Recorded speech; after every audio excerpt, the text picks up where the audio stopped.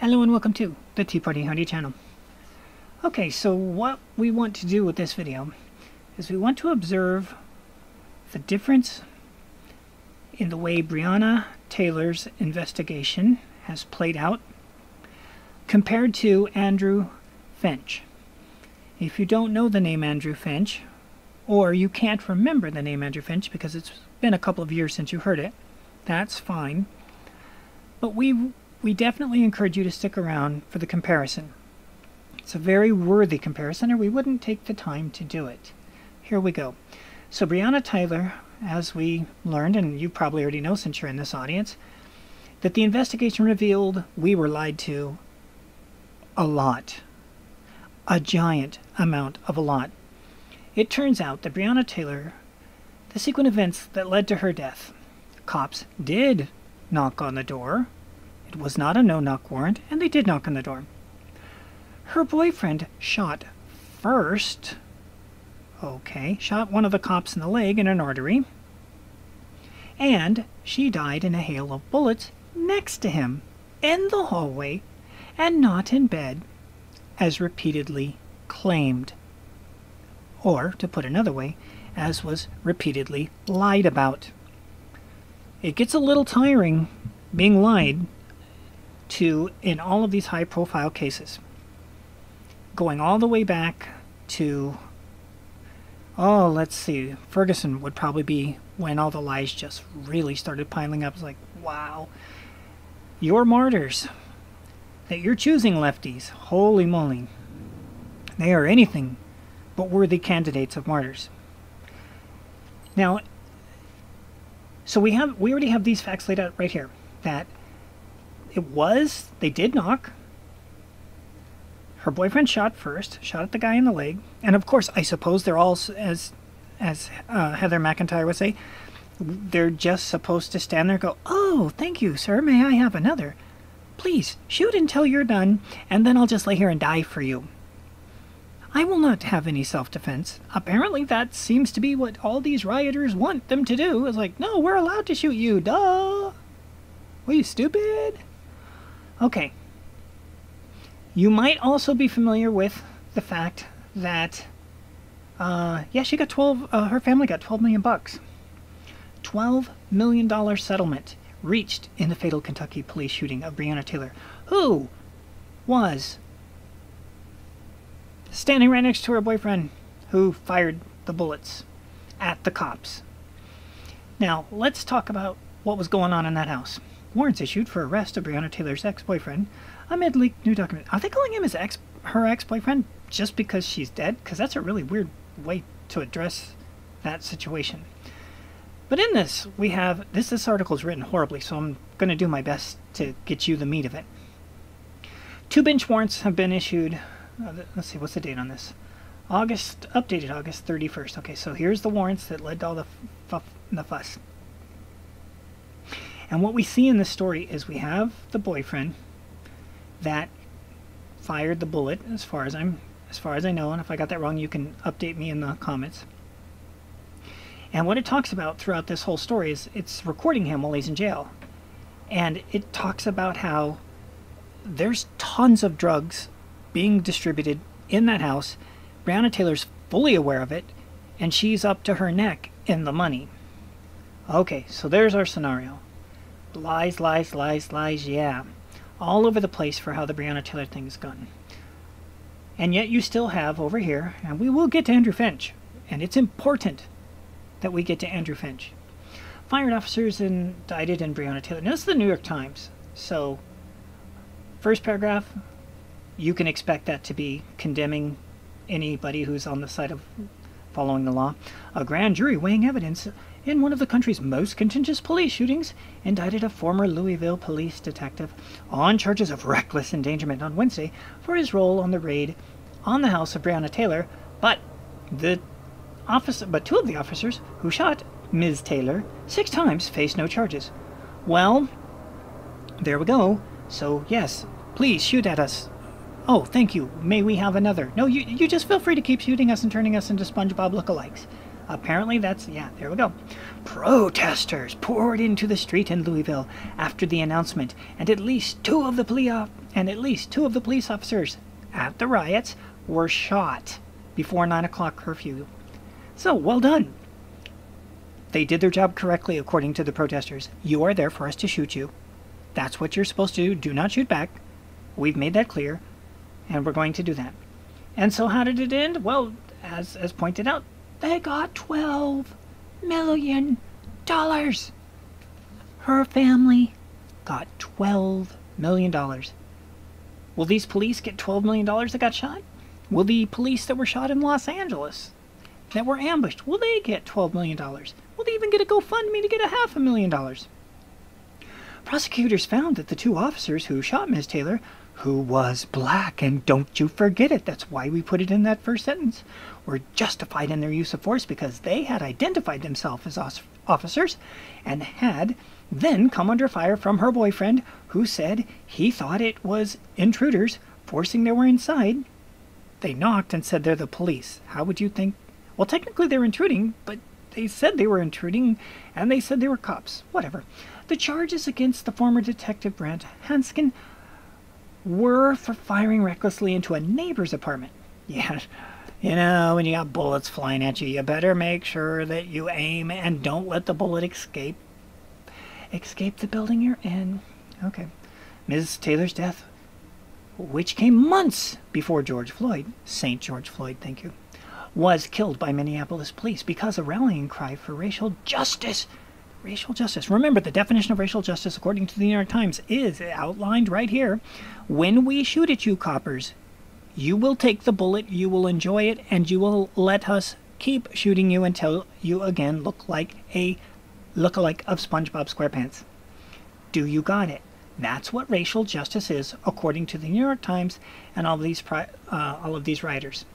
And in the end, we will make sure that the people who have drug money ties, drug deals occurring in the apartment, and the boyfriends who do the shooting first will make sure that those families get at least $12 million in the settlement. All right, finally, let's get to Andrew Finch. This is just another report from CNN, like, you're in the money, all we had to do is take your drug money. Okay, Wichita, Kansas officer who killed Andrew Finch in a swatting mistake won't be charged. Sound familiar? So, here's a guy that was shot by SWAT officers, and, oh my gosh, the officer was not charged. And do you remember the riots in 2018 for Andrew Finch? I don't either. The unidentified officer believed that Finch, who was unarmed, unlike Breonna's boyfriend, was reaching for a gun during the hoax 911 call, the DA says. Where's the justice? Where were the cries for the justice? Where was the public? Where was the media just gushing all over them like they are Breonna? Where's the $12 million settlement? But I don't remember who Andrew Finch is. I never heard of Andrew Finch. The Kansas police officer... Yeah, that's kind of the point, too. The Kansas police officer who shot and killed an unarmed Wichita man at the door, not in a firefight, in the hallway. No. At the door of his home after a hoax emergency call, won't face any charges, prosecutors said Thursday. Again, this is an older article from 2018. And the riots ensued. And White Lives Matter started raising their fist in the air, and the NBA and the NFL and the Major League Baseball and all of the corporations started promoting Andrew Finch. Oh, no, they didn't. No, they didn't. Andrew Finch, 28 years old, was killed December 28th, ho ho ho, Merry Christmas, as police responded to a prank 911 call from California about a shooting and kidnapping at Finch's home in Wichita.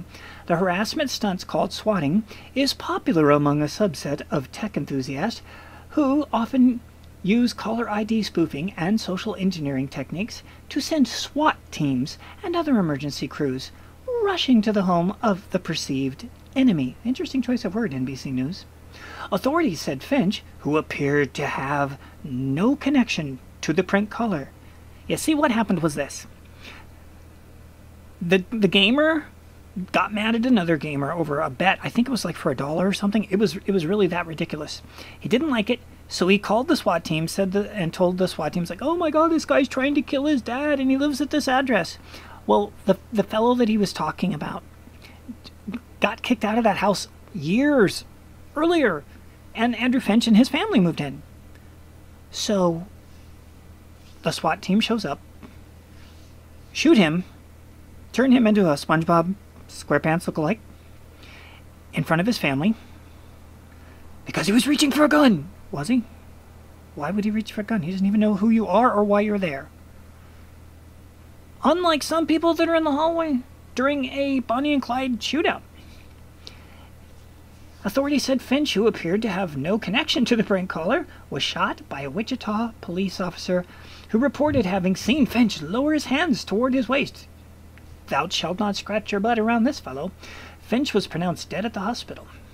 Sedgwick County District Attorney Mark Bennett told reporters Thursday, believing the 911 call to be real, responding officers believed Mr. Finch was the subject who had shot his own father and had been holding his younger brother and mother hostage.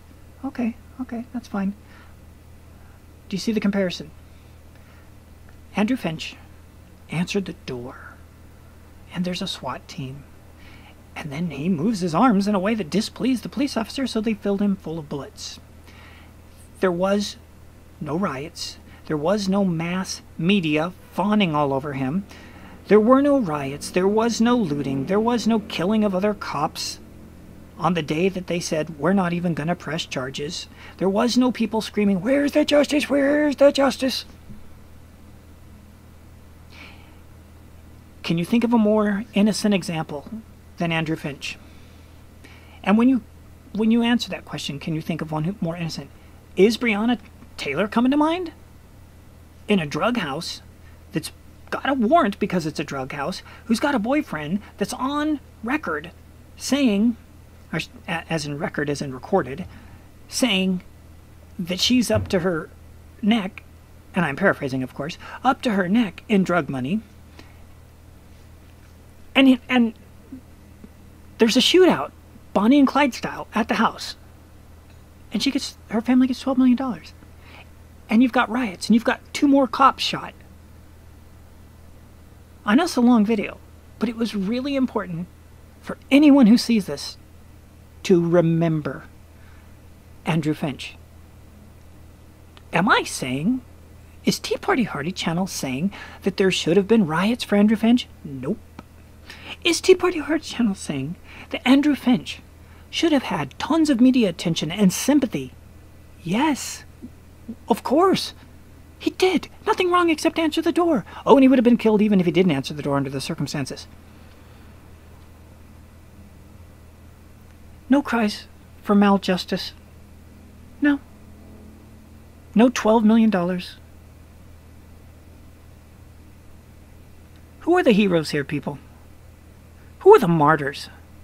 And who are we leaving behind? I was told at work a couple of days ago that we live in a racist country, and it's filled with nothing but systemic racism and sexism. And I was told to look this story up. That's how I found out about all this, because as you've been following the channel, I've never touched the story. So I looked it up, and I'm like, whoa. Everything that the person who told me to look it up said was completely wrong. Not because they were trying to lie to me. They believed the news. The lying, you know what news, people. Now they're not lying anymore. Great. Thanks for catching up, just like you have in all the other cases. And I mentioned the thing about the fellow from Kansas, and I'm like, you got to check this out. So there you go. It sucks. You've got this woman who's with a very, very bad man, and she's living a very, very bad lifestyle. I don't care if she's a nurse. She's in a drug-dealing house, and she knows it. She's standing next to a guy who's firing off bullets at cops. The cops that should have stood there and taken the bullets, according to the New York Times and all the protesters. What were they thinking shooting back? Stop that. That's not racial justice. You must take the bullets, Whitey. That's what they're telling us.